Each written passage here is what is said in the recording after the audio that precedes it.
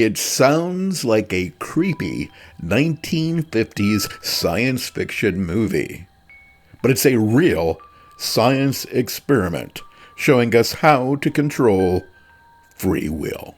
There was a Harvard psychologist back in the 1950s with some pretty terrifying experiments. B.F. Skinner figured out you don't need to force people to do anything. You don't need a whip, you don't need a gun. All you have to do is train them to want to do it. You give them little rewards at just the right moments, and they will swear on their life that they're acting out of free will while marching down the road exactly where you want them to go. B.F. Skinner experimented with this theory using pigeons in a box. We've adapted his theories today in Silicon Valley, taking his theories beyond the Skinner box and applying them to you on a smartphone. Your feed is finishing your sentences even before you thought about them. And guess what? You haven't had an original idea since the algorithm learned your favorite snack. You're not the customer. You're not the user. You are the experiment. This is part 3 in our series on digital echo chambers. And today we'll talk about the digital Skinner box. The theory of who's really pulling the levers. We'll take a look at a 1950s behavioral experiment and how it's now become a blueprint for Silicon Valley's trillion-dollar empire. Please come down the rabbit hole with us as we explore this fascinating topic. Our story today starts long before TikTok, long before smartphones, long before anyone thought infinite scroll was a good idea. It begins in a quiet Harvard basement in the 1950s, where B.F. Skinner was busy teaching pigeons how to gamble. B.F. Skinner was a Harvard psychologist who believed behavior was an engineering problem. He didn't care what you felt or what you believed. He only cared about what you did and what made you want to do it again. He built his famous Skinner box, a controlled environment where animals learn behaviors through rewards and punishment. A pigeon pecks a button and food pellets drop. You do it again and another pellet. Soon the pigeon isn't really deciding anything. It's conditioned. We're not as free as we think. We repeat whatever gets rewarded. He believed humans weren't fundamentally different from the pigeons, just more complicated animals responding to more complicated pellets. Skinner's pigeons lived in a literal box, a lever, a light, a pellet dispenser, simple, mechanical, brutal in its clarity. Today, the box glows in your hand. The lever is the pull to refresh gesture. The pellets are notifications, likes, and the occasional viral hit that makes you feel like the main character for about 12 seconds. The psychology hasn't changed, only the interface has. Every swipe is a tiny bet. Maybe the next video will be funny. Maybe it'll be infuriating. Maybe it'll be exactly the thing you didn't know you wanted. That uncertainty, the variable reward schedule Skinner perfected, is the engine behind every major platform today. It's why you keep scrolling long after you meant to stop. It's why one more video turns into, where did the evening go? The pigeon pecks. You swipe. Same loop. Different species. Once you see the machine, the trends stop looking organic. They look engineered. Platforms don't promote what's meaningful. They promote what's reinforcing, what keeps you packing, what keeps you inside the box. Whether it's a dance challenge or a conspiracy theory, a hot take, a tearjerker. None of these rise because they matter. They rise because they trigger the right behavioral circuits. Skinner would look at you on your screen time, and he would shrug. Of course, he'd say, you built a better box. If you really want to understand how we ended up with an internet that behaves like a casino, we have to go back and look at the man who unintentionally wrote the rule book. Skinner wasn't trying to build a marketing empire. He wasn't trying to sell you anything. He wasn't even thinking about commerce. Skinner was trying to redesign humanity. Skinner believed the world was chaotic because we relied on the wrong tools to shape our behavior. We used guilt, we used punishment, and we used vague moral appeals. We used common sense. In Skinner's mind, that was sloppy, medieval nonsense.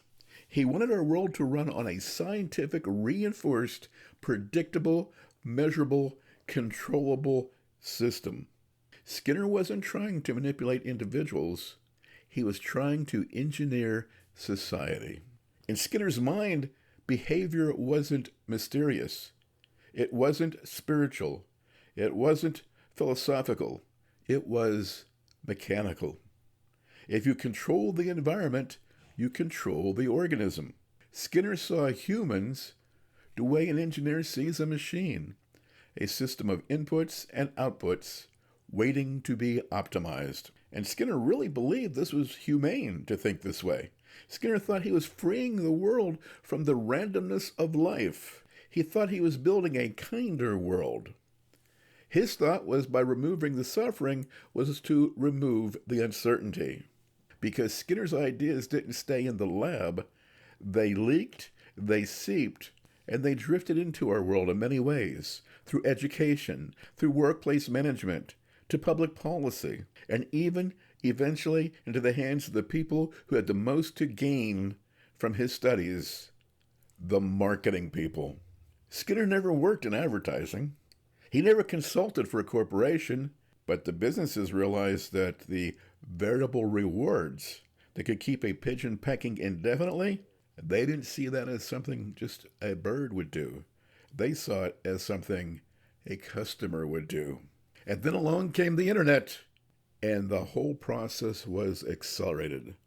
Because the digital world didn't just adopt Skinner's ideas, it perfected them. A casino can run only so many slot machines. A website can run millions. A social platform can run billions. And an algorithm can personalize the reinforcement schedule for every single user. Skinner wanted to build a scientifically managed society. But the tech companies of today have built a scientifically managed attention economy. Skinner wanted to prove that free will was an illusion. Tech companies have turned that into a business model. If Skinner walked into a modern tech company today and saw the dashboards, the A/B tests, the retention curves, he wouldn't be horrified. He'd probably be impressed, maybe even be proud. Skinner would also be confused because Skinner wanted to build better humans. The technology companies of today have engineered better consumers. Skinner didn't create a digital cage. He just gave the tech companies the blueprints to build one. You don't choose the blue pill dramatically, like Neo in a leather trench coat in The Matrix. You choose it casually, every time you tap for you instead of following. Every time you let the machine decide what you should see next. Every time you trade autonomy for convenience. The Skinner box isn't a metaphor anymore. It's a diagnosis. Here's the twist. The door to the box was never locked. You can step outside it. But doing so requires something the algorithm can't optimize for. Messy, unpredictable human interaction. Conversations with people who don't share your worldview might cause you to step outside the box. It requires humility, the quiet, grown-up kind that admits you might be wrong, that your perspective is incomplete, that your curated reality is just one of many possible realities.